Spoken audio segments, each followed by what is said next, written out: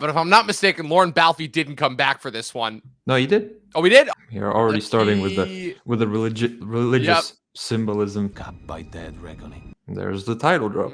I know some people who specialize in impossible things. Yeah, I remember when I found out that it was going to be AI, I'm like, what? He's also pulling a little X-Men First Class here with the submarines. It's a ruse. You've been had. You've been duped. Bamboozled. You always got to have a big red button. Yep. Was the entity trying to kill itself?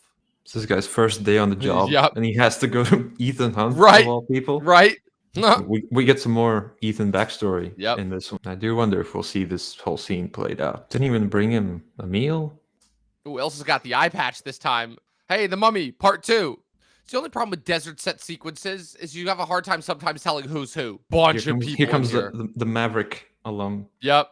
Charles Parnell, Indira Varma from Game of Thrones, Mark Gatiss from Sherlock, Carrie Elwes, Peter Rob from Delaney. Deadpool. And now we're 7 movies in, so we're like, yeah, this is clearly. Yeah, we're Ethan. like, we know that's Ethan. So they like rehearse this, like Yeah. you say Right. this, then I'll say this.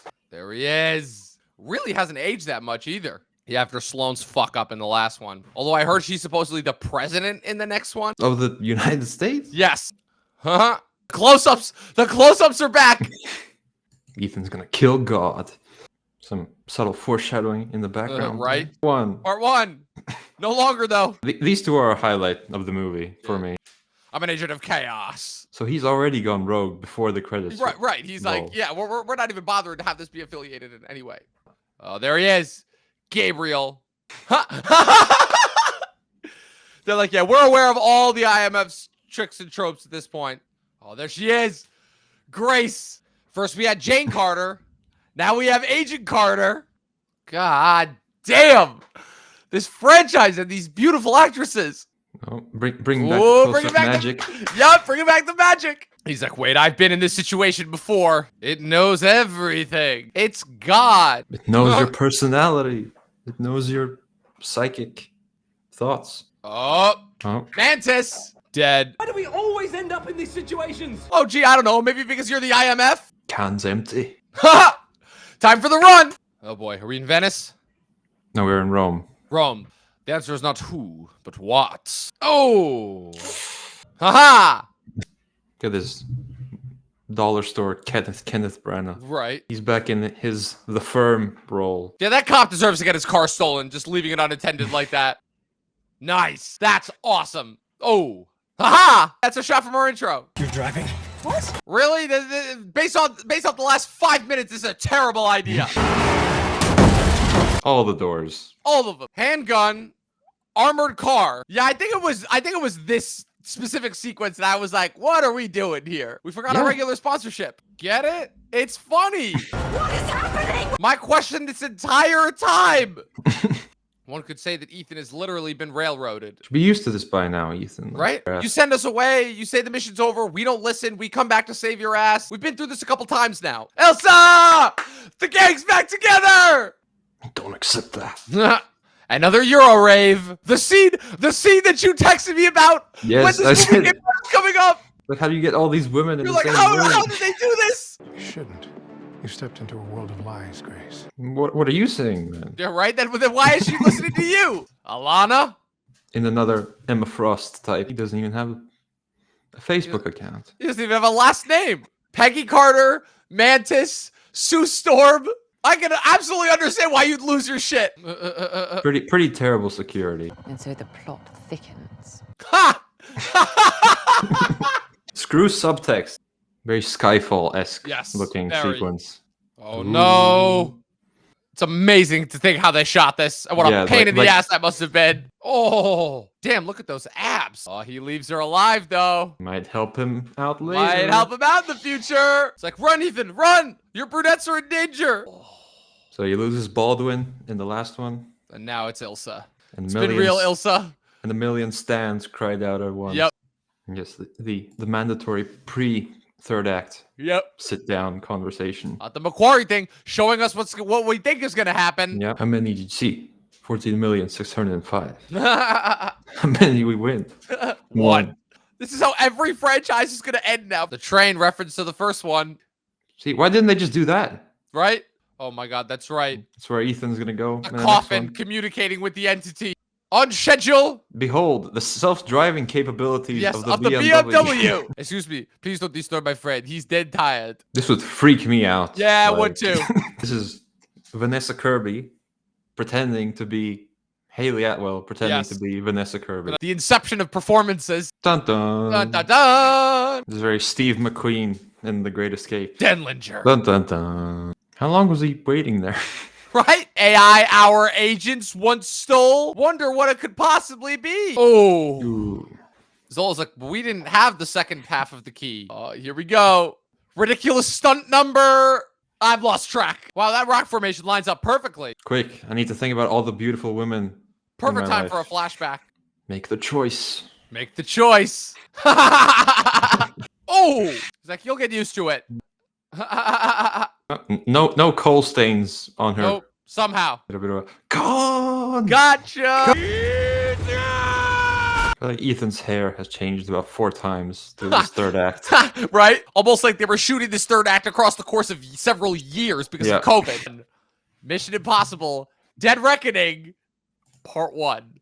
Well, we can scrap the Part 1. Man, only one more week, and then we finally see how this whole thing ends, man. Oh, man. Okay, so real quick with this one. I still don't love it as much as the last two. It's the weakest for me of the 3 that McQuarrie has directed so far. That being said, I did have a much, much more enjoyable time with this than I did the first time watching it, mostly because, you know, I know what to expect going in now. But with that being said, I'm still kind of 50-50 on the whole AI thing. Like, I get it from, like, in terms of, like, okay, we're not going to bother with, like, the technical aspects of it. We're just going to more so worry about, like, the metaphoric angle of, like, oh, like, the actual implications of what this thing can do and, you know, kind of treating it with this almost religious fervor almost. I'm like, okay, that I can sort of get behind. But the rest, I'm like, eh. And also, I just feel like it is a little too long. It is a little bit too long. I understand, again, we're in the 2020s now. The only way that movies can truly feel epic is if they are almost 3 hours long. But with that being said, yeah, they still could have cut some scenes here and there. Also, the fact, knowing that the Esai Morales character, Gabriel, was supposed to be Nicholas Hoult originally, that Nicholas Hoult turned it down so that he could do Superman. Well, Nosferatu and then Superman. I mean, sure, good for him. It definitely would have been a little bit more interesting. I don't know. What are your thoughts? I absolutely love this one. The first time I watched it, I was like, yeah, this is pretty good. It's not quite Fallout. And then as I've rewatched it, it's gotten nearer to Fallout. Hasn't surpassed it quite yet, but it's gotten near. I love the action. I think it's a variety of action because you have the high intensity airport chase, the airport sequence, you have the car chase in the middle, and you have this mega third act on the train, which is, I think, one of the better ones in the entire franchise. As for the AI thing, I do agree with you. They're more on the metaphorical side because Christopher Nolan said this really good quote, like, why don't you put like AI in your films? He said, I think Stanley Kubrick said everything there is to say about AI in 2001. I'm like, damn. He's absolutely right about that one. Yeah. Still, I do like the aspect of like the entity is God. Ethan is this God killer. So they're playing with that. Obviously, Hayley Atwell is a spectacular addition in this one. And Pom Klemenyev. All the new as well. All the new additions in this one were on fucking point. Even though it sucks that we had to say goodbye to Rebecca Ferguson in this one. Yeah, Hayley Atwell, Pom Klemenyev, bringing back Kittredge, Henry Journey, Shea Wiggum, Greg Tarzan Davies. Almost all of them are coming back in the next one. And we even still got a few new people that are coming back in the next one. Like I said, we're bringing back Angela Bassett. We're bringing back Ralph Saxon all the way from the first one. Holt McElhaney, Nick Offerman, Janet McTeer, Hannah Waddingham, Tremel Tillman, Katie M. O'Brien, all joining in the next one. Like, even though this one really was the setup, man, I am just so fucking excited for the final reckoning. Like, I already know that is going to be the movie event of the summer. I already know it. Not Superman? Not Superman. Fantastic not Four? Superman, not Fantastic Four. I'm calling it right now. It's going to be Mission Impossible. I don't care if I'm wrong. I just hope that those first reactions aren't like a full-on indicator because, like, I think if I like this one, I'm gonna like the next one. Right. I think It's that's like how it's like at this I'm looking point, at it. it's like at this point we've been watching these movies for so long now. It's like I think we know who's gonna like these movies and who aren't. You know? Yeah, like We know that Fallout is the best one. Yes. 2 is the worst Exactly. one. Everything else in the exactly middle like you said. It's just like Fallout's the finds best. 2's the worst. Everything else you can have your opinion. It doesn't matter because they're all enjoyable in some capacity. So, with that being said, Luke, this is it. This is the end. Our Mission Impossible rewatch series is concluded. We'll be reviewing The Final Reckoning the week after this goes up. And yeah, then that's it. We're done. And then we'll see what the next one is. But then, I mean, we'll obviously still be recapping Lost every week. But man, this has been so much fun. This has been so much fun. The fact that I haven't done one of these since early 2022 when I was still doing Harry Potter with Chris. Oh, this was a blast. This is really, really a lot of fun. Thank you for doing this with me.